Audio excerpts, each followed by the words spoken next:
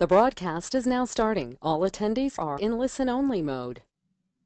Hello, everybody, and welcome. This is the webinar for our administrative issues for our August 5th, 2014 meeting. As we go through this, I think the best way to do this would be, first of all, download from the forum all of the files associated with this webinar, including this PowerPoint itself. If you want to come back to it, obviously you can print it off if you want ahead of time and follow it, but I think this should work pretty well for you. So I would suggest that you get all the materials in front of you, either electronically or printed, so you can follow along. Some of you I know reported last year that what you did as we went through this, particularly for this particular one, is you would hit pause, take care of whatever the situation or request was or information that we needed, and then finish that materials and go right back to resume the webinar. So I think that works pretty well. Kim Hermsen is here today with me, so we'll kind of be going back and forth throughout this day. So without further ado, we will go to Kim. Great. Welcome, everyone. The first section today is Catholic Dimension, and there are several items here of information. The first one is the Pastoral Leadership Day. Each year there are generally 2 Pastoral Leadership Days. Principals are always welcome to attend. In the past, we've had some that have been mandatory. The first one that's coming up is on October 24th, and it's going to be with the Executive Director of USCCB. This Pastoral Leadership Day is not required for principals, so you're welcome to attend if you would like, but this is not one that is going to be required. The next topic is Catechetical Sunday. That'll be coming up on September 21st. A reminder that all of our Catholic school teachers are considered catechists and can be honored on this day. Various parishes do this in various ways. You may want to prep your teachers that at some parishes they may be standing up for a blessing or recognized in some other way. There is a link that's attached with different information that you can find with the theme for this year, which is Open the Door of Faith. The third item is the Catechetical Plan. The Catechetical Plan was actually due June 30th, and many of you have that in. That's great. A reminder, if you haven't had an opportunity to get that in, to make sure that you do that here in the next week or two, and we'll be reviewing those. Just a reminder that that catechetical plan is meant to be something that you use, that it's not just a report that you stick in a binder. I would encourage people to make sure that whatever your goals are in your catechetical plan, that you're sharing those with your boards, you're sharing those with your teachers. You may even want to share those with your parents at the beginning of the year as we're talking about goals. The next item is the witness. A reminder that the witness is optional. In the past, it has been a required program for schools. So most schools have chosen to participate, which is great. It's a wonderful resource. But if you're choosing to get it at your school, we want to make sure that you're using that. Also a reminder that there are some special articles that Dave Cushing writes specifically for faith leaders, and that will be approximately every other week or so. So that might be something that you would want to highlight with your staff, use as a prayer or for some sort of professional development at staff meetings. Speaking of prayer, the next item is the adult school prayer. Just a reminder that you really need to be beginning every meeting with some sort of prayer. There's a variety of resources available. The leadergram might be one that you want to include with board members. A reminder, too, that in addition to just doing a quick, simple prayer, we really would encourage you to do something that involves faith sharing, particularly with staff and with your board members. So just make sure that you're getting that right on the agenda. That doesn't have to be something that you are responsible for each time. You can share the load, delegate that, assign that to different people. But make sure that you're having a few minutes of meaningful prayer at the beginning of each meeting. The next item is in regards to spiritual directors. Last year when we had the evaluation for the central office, there was a spot for questions, and a couple different people asked about spiritual directors for principals. And so we've done a little research on that. There is a link that is notated in your administrative issues about spiritual mentors that might be available. And there's also a contact person that is listed. Just a reminder, a spiritual director calendar is a great opportunity for any leader in the church to have. However, we want to make sure that people understand that this is not something that we're requiring. And generally, there is a significant fee that is attached to meeting with the spiritual director, and usually there is a minimum of a 1-year commitment. So if that's something that you're interested in, we certainly would encourage and support that, but it is not anything that is mandatory at this time. The next item is protection of children and safe environment curriculum. Just a reminder for the protection of children, there are those 5 newsletters that you need to send out each year. There's a couple of different options as far as whether you're going to do paper copies or electronic copies. It's just really important that you get that taken care of so that we have that recorded for our audits. You might want to make sure that you just look ahead and talk with your secretary and identify exactly when those are going to go out so that you are all set to go for that. Likewise, the safe environment curriculum, just a reminder that the minimum standard is that you have 1 grade per grade strand that receives that curriculum, and that you have to do those passive permission letters. So I know some schools are doing that right away as part of their registration process. Others are doing that throughout the year. But again, that's one of those things that can be easily set aside. So you might want to get that on your calendar so you or your guidance counselor or the teacher or whoever is taking care of that curriculum, make sure that you are set to go with that. All right, now next we have some issues involving the school board. First of all, once again, Kim and myself both would like to receive the minutes and agendas. I know some of your secretaries will send the entire packet. That's perfectly fine as well. But as far as what we prefer is the minutes and the agendas. Obviously, in our role, we do not have to have the approved minutes. You can send us the unapproved minutes if your secretary creates such an animal.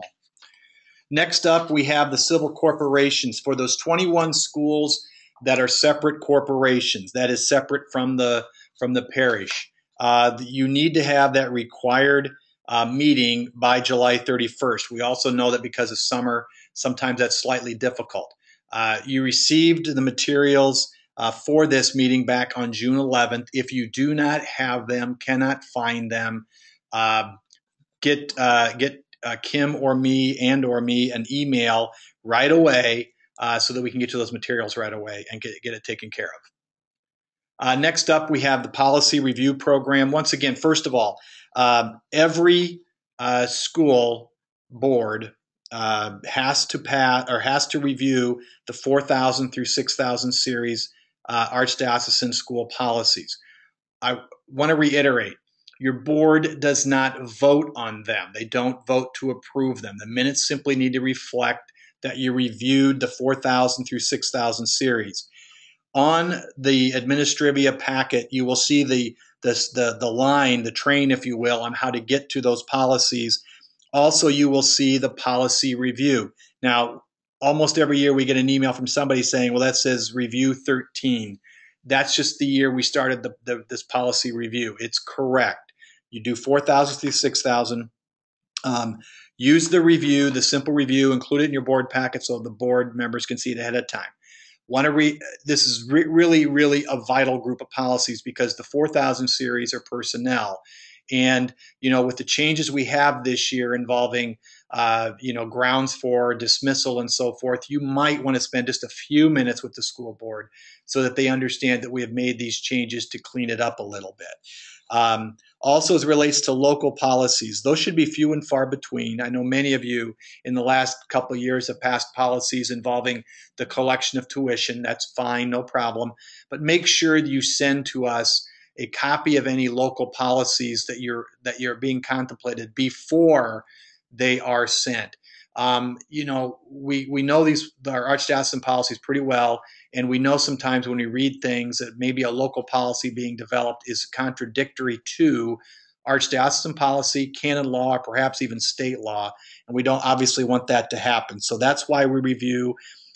We might also make some suggestions on wording and that kind of thing. But the most important reason we review these has more to do with following policies, canon law, and state law. Executive sessions, we have really gotten much better about that in the last 3 or 4 years. We still have a few boards that seem to go into executive session almost every other meeting. that really shouldn't be happening. It should simply be to cover personnel issues if they come up. Once in a while, a student issue if it comes up, and once in a while when it comes to budgeting, there's a desire to go into closed session.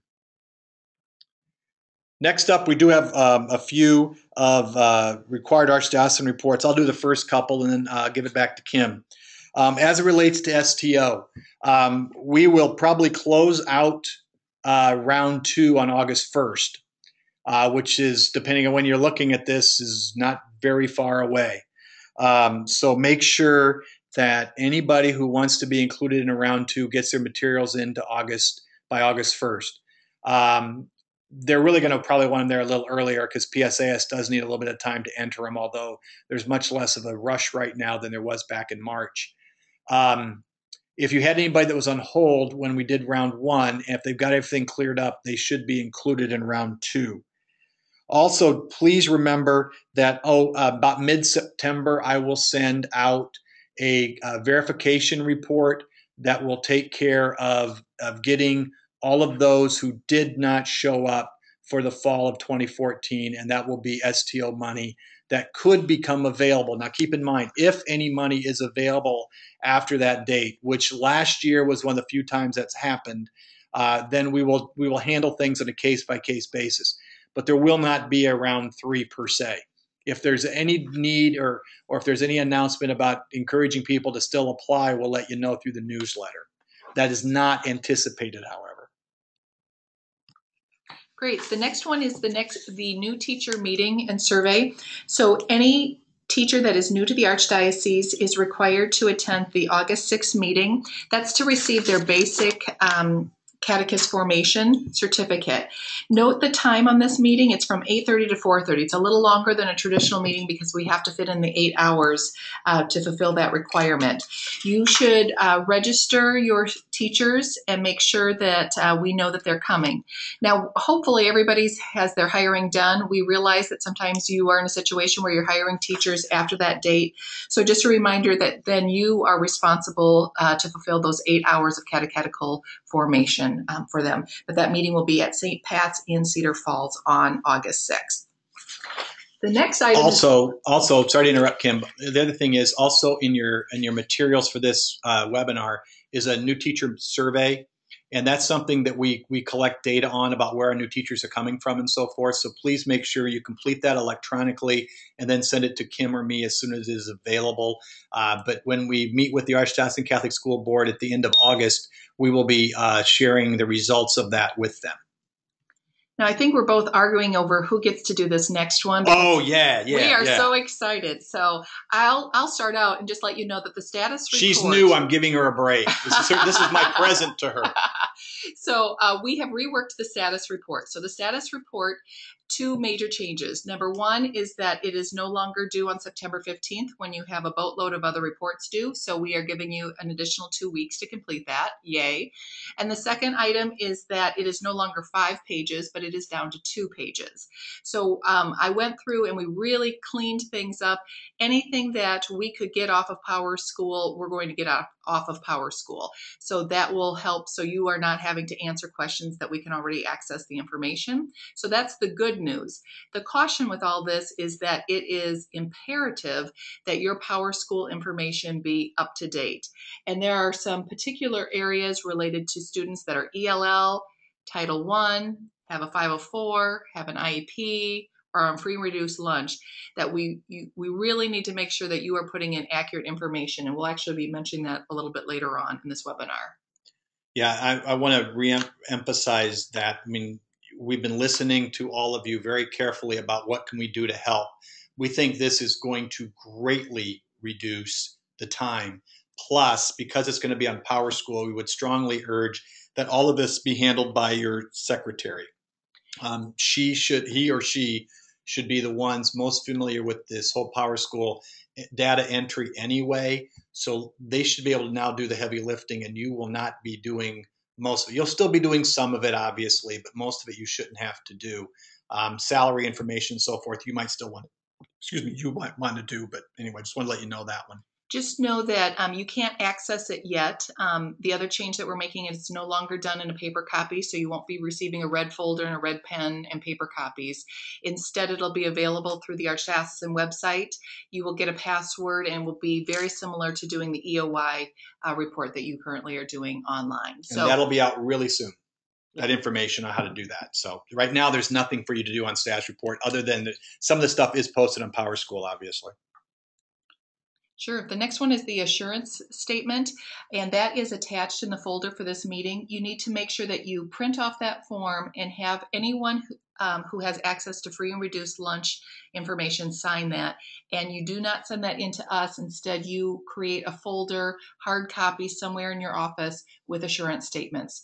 So basically, this is saying that anybody who has access to that information knows that they will not share it under penalty of law.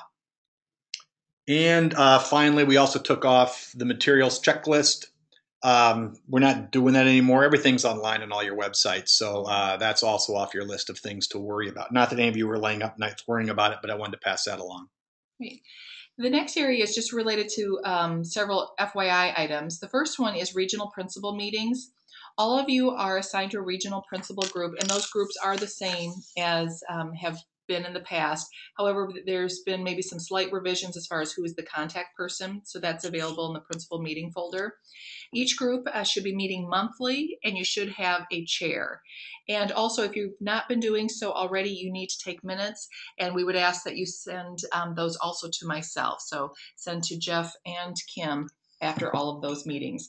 You'll be receiving a book called Redeeming Administration at the August 5th meeting, and that'll be going to all faith formation leaders, and that will be the book study that we will have you do. So you can divide that up per month, and that will be your book sharing or your book study group. What you should be able to do for that book is probably 2 chapters for 5 of your first 5 meetings, and that will take care of the entire book.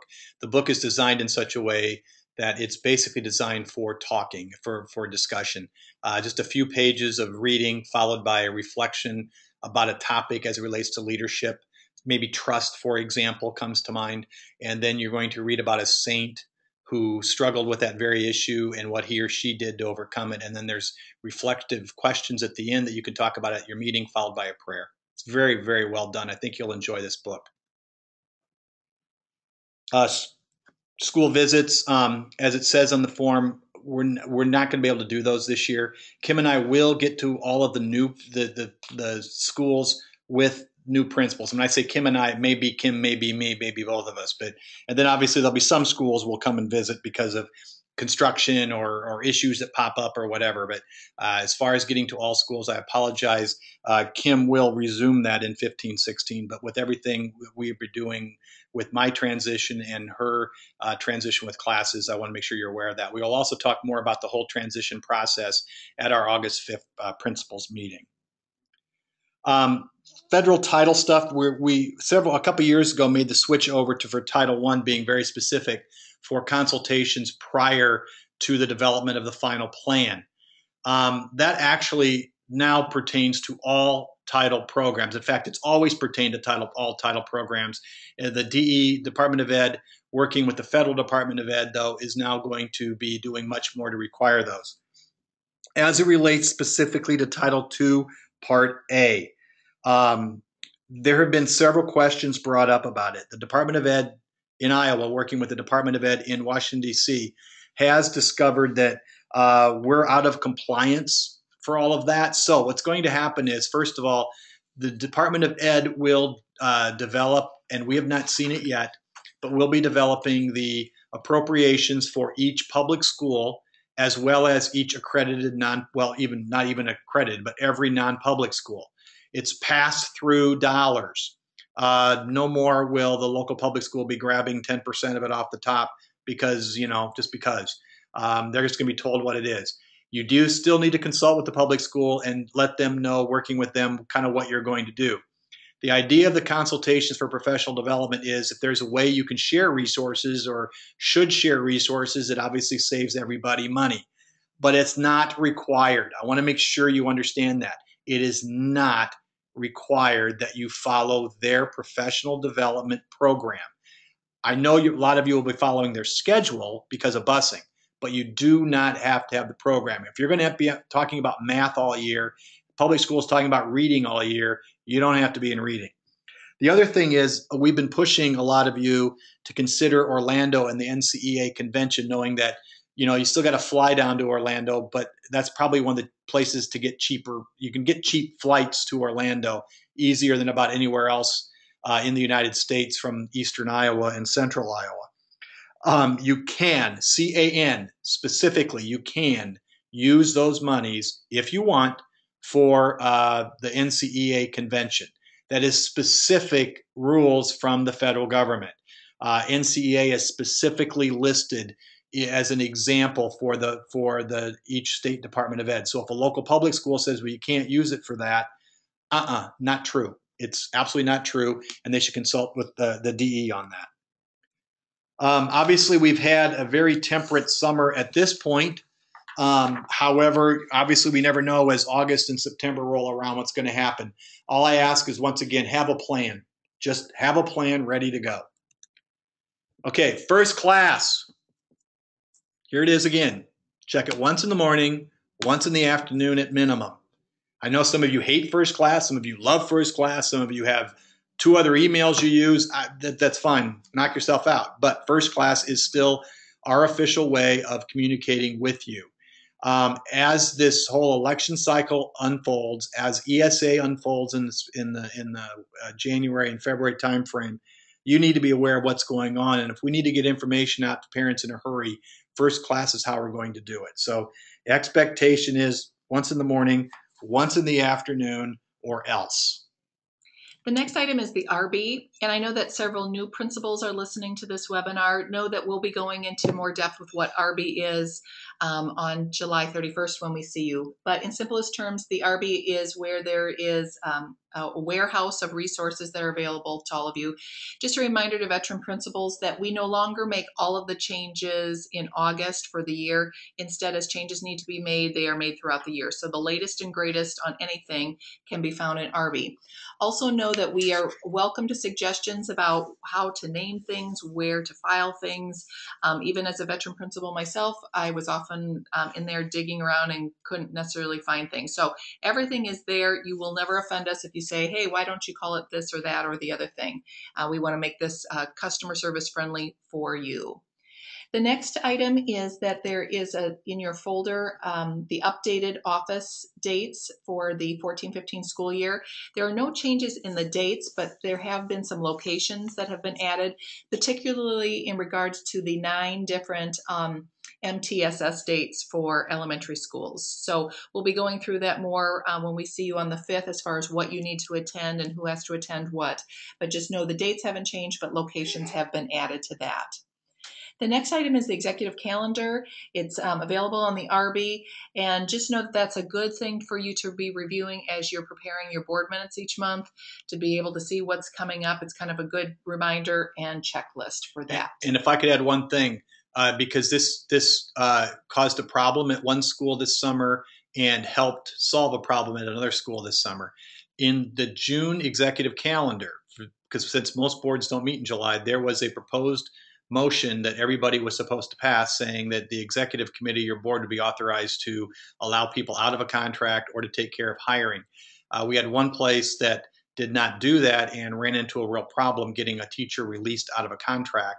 We had another place, well, a couple other places that did approve it, and one was able to hire a principal very quickly because they had passed the motion. Another place was able to release a teacher and get a new teacher hired in a big way and in a quick way because of that. So that executive calendar is your friend. It's included every week or every month in the newsletter for the following month. So as Kim said, review it. The next item is Tier 1 teachers. So you need to be meeting with your Tier 1 teachers, which are teachers that are new to the Archdiocese for the first 3 years, and going through that process. Detailed directions and forms are all located on the RB. Just a reminder that a piece of that is that you have to meet with all of your new teachers to review the year schedule and kind of go through a list of mentoring topics by October 1st. So make sure that you get that taken care of. Also, just FYI, there is a committee of principals that have been looking at teacher mentoring and how we can bolster that and create a program that might mirror some of the options that are available at some of the local public schools that are more detailed. So just know that that is being worked on. The next item is Tier 3 teachers.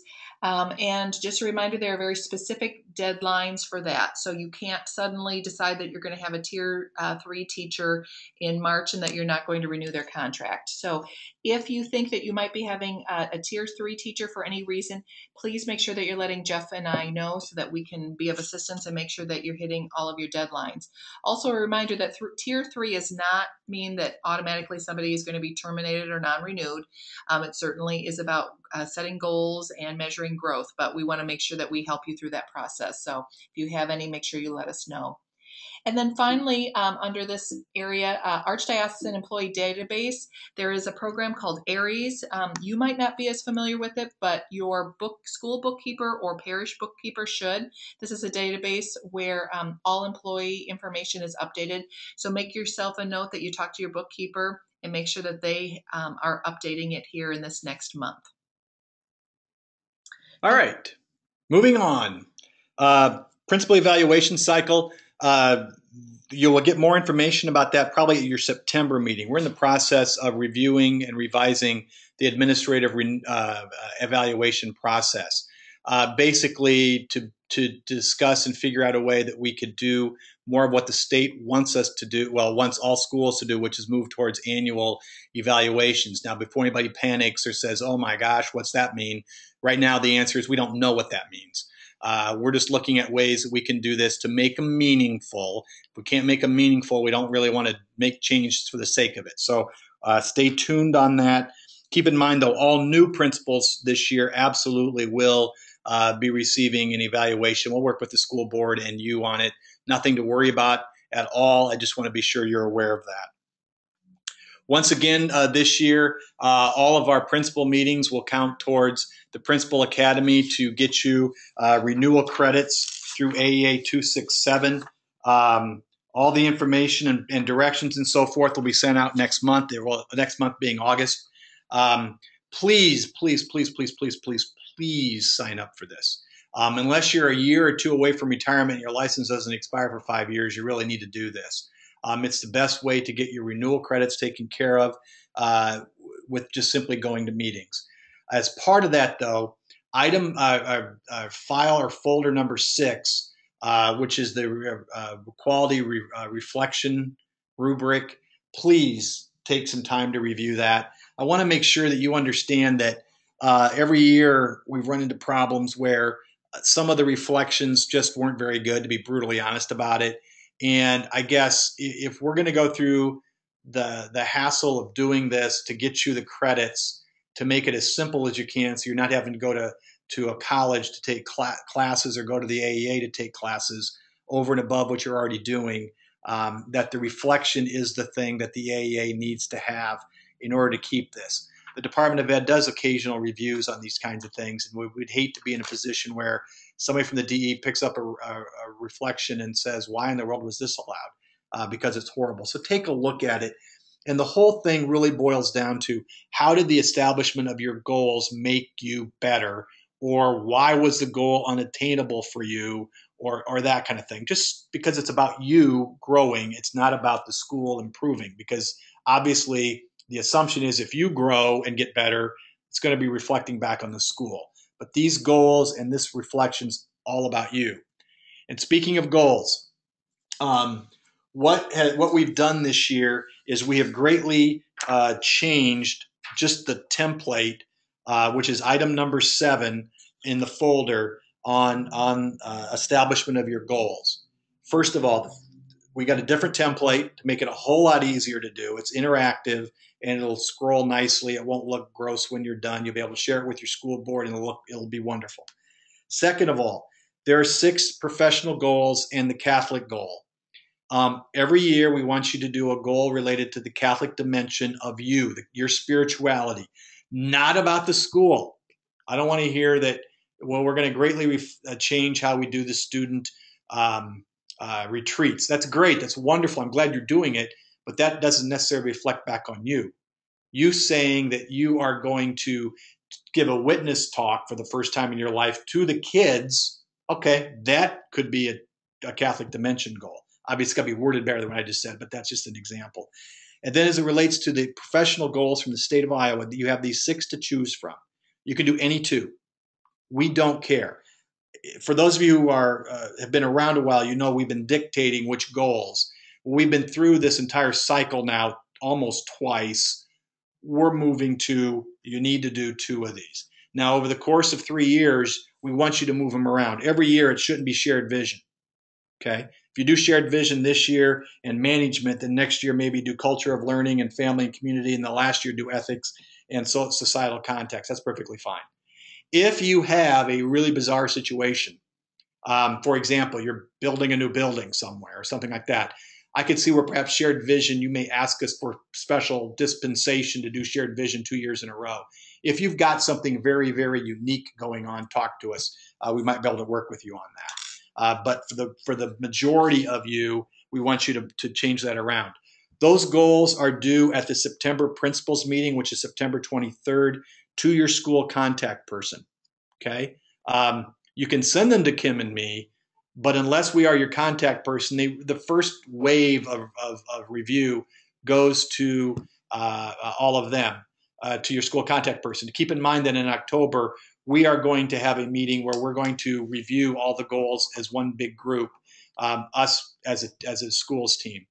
So keep that in mind as well. Before we've allowed you to do that at meetings, kind of peer review. We're not going to do a peer review this year. We're going to do it as a group. Keep in mind that as you develop goals, there's some things I want you to keep in mind. First of all, as I said earlier, we have a revised form. First step is, what are your needs and how does that reflect to the school?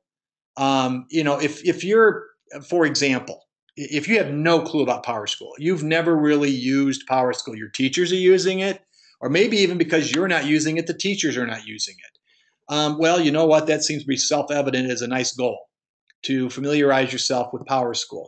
Obviously, word it better than that, but you know what I mean. I mean, that's a good way of doing it. Second, you really need to be honest with yourself. What are your skills? What are you good at? What are you not so good at? Whether you want to build on a skill you're already pretty good at, or whether you want to address something that you don't think you're as good as you'd like to be, or something's come up in an evaluation, something comes up from teachers, something comes up from board members. That's a recurring, constructive criticism you're getting. That would be something to probably address. Take a look at ways you can measure it. Okay. We don't want a Catholic's goal saying, I'm going to be a better person. Think about how you can determine how you're going to reach the goal that is measurable, that is very specific. And then figure out, okay, what do I need? What kind of support do I need to make this even happen? Do I need to read a book? Do I need to go to a seminar? Do I need to be involved in several webinars? Do I need to sit down and talk to my school contact person? Do I just need to meet with priests once a month? What do I need to do in order to make this really happen? And can I do that? And then, as I said earlier, really, really take a look at yourself. Really be honest with yourself. What can I do to get better? Because that's what it's all about. Because as a couple of you always tell your teachers, if you're not getting better, you're not getting better. So take a look at that. Also, challenge yourself. Absolutely challenge yourself. If you're pretty good, as most of you are, there's still obviously room for improvement. We all have ways we need to get better. And then don't rest on your laurels. We use a sports analogy here, and I apologize for some of you who hate sports, but there are always those coaches or those players who have achieved high levels of success and then just kind of rest. And they end up being in a situation where everybody's unhappy with them, but because they're not getting better, because they're not trying to get better. Don't ever let you be in that boat. Okay. Be the leader. Absolutely be the leader. That's what we're working on this year. We got a lot more opportunities to train you on how to be a good leader. That's what this is about. Use SMART goals. Make sure they're measurable. They're attainable. Make sure you can do that. Absolutely make sure they're measurable. because that's how good goals are written. And finally, make sure you answer the question that if I succeed at reaching the goal, what will change? It's that so what question that I've mentioned to you many times. So what changes if I succeed at reaching the goal? Okay? That's key. It's absolute key to this. So once again, if you have any questions about any of this, please let us know. But no, September 23rd, these are due to your school contact person. We will review them in October and get back to you if there's a need for revisions. The next section is on a variety of state reporting items. The first one is administrative renewal, and there is a piece in your folder about this. Just a reminder that sometimes there's confusion over what path you need to take to be able to renew your administrative license. There are some options with iEvaluate or assessing academic rigor. What we would strongly encourage you to do is do this sooner rather than later. Several of these classes have been difficult for people to get in because of the multiple days that they take. So don't wait till the last minute. Take a look at this flow chart, and if you are confused of where you land on this, see your contact person so that we can help you. But don't wait till the last minute. Get that taken care of. The next item is in regards to the Iowa assessments, how you register online for those. A reminder that everyone needs to have their Iowa assessments administered by December 1st. There is a fall window. There had been some conversation about some schools wanting to do something in the spring, and at this point, that is not an option. So you must have all your testing done by December 1st. So a couple of things. First of all, you need to make sure that you are registered 8 weeks in advance and that you order your barcodes 4 weeks in advance. And the details are on your sheet. Now, please know that there has been conversations about alternative assessments within the state of Iowa. The state has a committee, and Angela Olson from Xavier is representing the Archdiocese on that committee. And so a report will be going out in 2015 about what these alternative assessments might be. Just know that Smarter Balance that many of us have been hearing about, we believe is still significantly in the running. So stay tuned, but in the meantime, you must take care of Iowa assessments in the fall window. The next couple of items are about PowerSchool, and we referenced PowerSchool when we were talking about the status report. And we know that many schools have PowerSchool down pat, and that's great. We know that there are a lot of transitions of secretaries and principals and teachers this year. So this is really a good time to sit down and make a list of what do we use on PowerSchool, what applications are we not using yet, and who knows how to train the teachers, and what does my secretary know or not know. So in the next 3 items here, the first one is PowerSchool data. Just know that you must keep everything up to date. So we are going to be using PowerSchool extensively for pulling information for reports. That's great for you. We don't have to bug you extra times during the year, but that means that PowerSchool is increasingly important. The second item there is about PowerSchool applications, and there is an attachment in your folder in regards to this. Just know that there are several additional applications, things related to health of students, health records, behavior management, that some schools might have looked at initially and thought, oh, I just don't want to bother with that right now. Several of those have been updated, have gotten better, and now as we move on and increasingly are needing more information, this is a good time to take a look at that. So if you're wondering what's available that you're not using, you can check out that link. The next one is train the trainer opportunities. It's really important that you have a strong teacher who is able to help other teachers, other staff members navigate questions that they have about PowerSchool in regards to gradebook. Every teacher in the Archdiocese should be using PowerSchool as their gradebook. And so if you think that that is not happening at 100% level at your school, make a list of who is, who isn't, and do you have somebody who can train your teachers? And if not, make sure you go to that link and find out about training opportunities and get somebody to one of those. Likewise, I know we sound like we're beating a dead horse here, but because of the importance of PowerSchool, you really need to make sure that you know whether your secretary knows about everything that he or she needs to be doing with that. So if you have any questions about that, there is also a link there for training opportunities for principal and or secretary. And as Jeff mentioned, Maybe if management is one of your goal areas and you don't even know how you find out where someone is even labeled in PowerSchool regards to Title I or ELL or non-Catholic. If your pastor came to you and said, how many non-Catholics do we have in our school? How quickly would you be able to run that query? So you don't have to be the person who always knows how to do that, but that might be an area that you want to strengthen, particularly if you've had turnover in office staff or secretarial staff. The next item in regards to Grant Wood is that there are a series of other webinars and trainings that are available at the link that is shown on your sheet there. And just know that those might be some additional opportunities you might be interested in. And as always, if you have questions in regards to PowerSchool, Deb Fleckenstein is your key person there to ask those questions. The next item is the Iowa Education Portal. And in simplest terms, EdInfo is gone and all reports are done through the DE portal.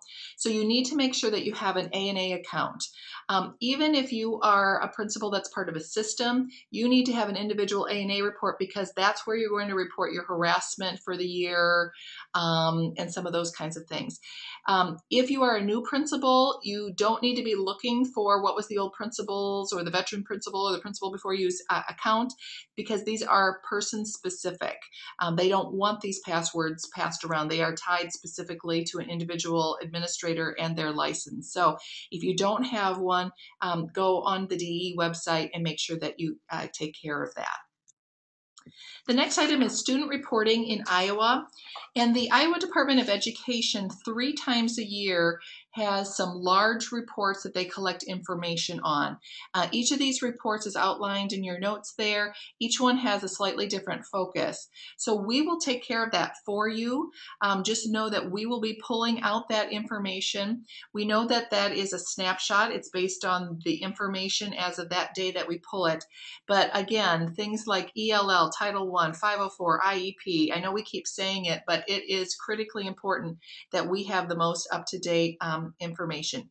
If I asked you how many kids in your building qualify for ELL or Title I or free reduced or are non-Catholic and you can't quickly find that answer, that's something that you need to take care of here in the next couple of weeks. So we will take care of those reports for you. The next one is Iowa Transcript Center. This applies just to our high schools. Basically, this is a cloud-based system to get transcripts. It's less expensive, and more importantly, it is faster. So it really expedites the process. High schools, you should be very familiar with that, and if you're not, there's some additional information. The next item is the C plan. The C plan is now open.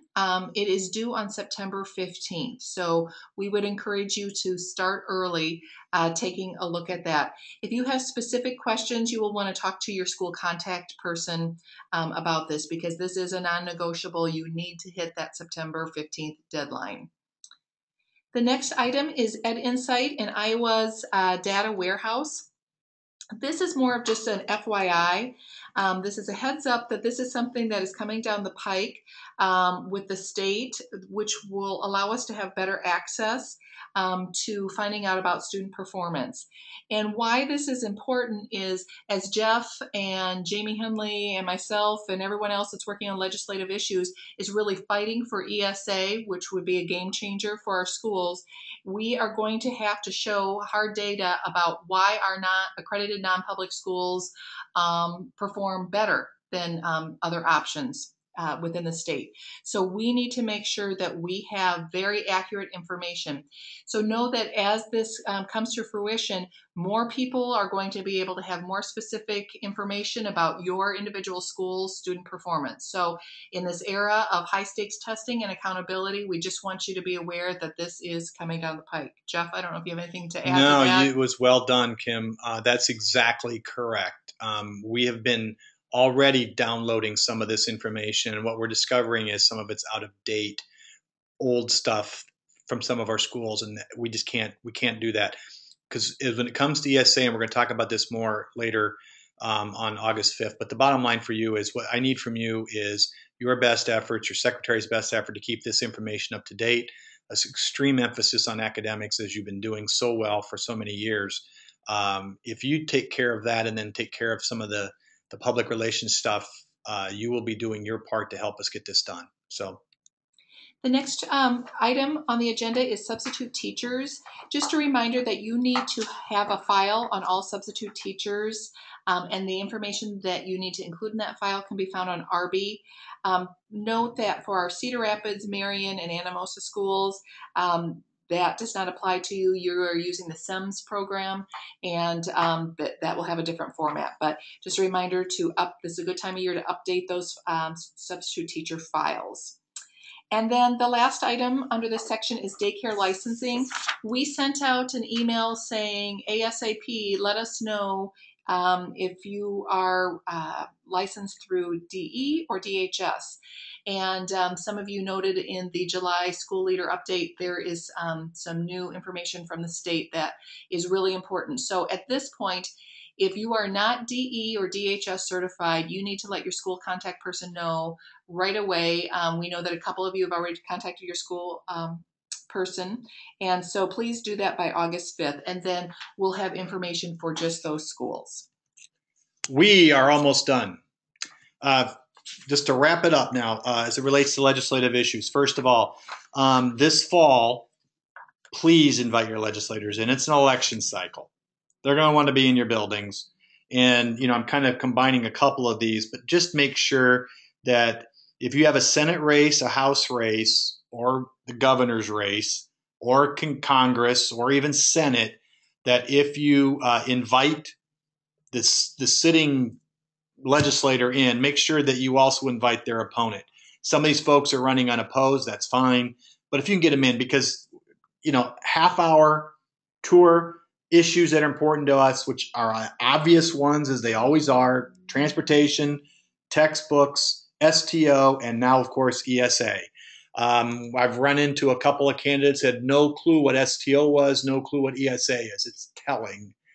It's also our opportunity to kind of instruct them on what these things are and their importance. As I said earlier about first class legislative alerts, look, the reality is this fall there probably won't be any unless they're at the national level, which is not likely because, it's an election season.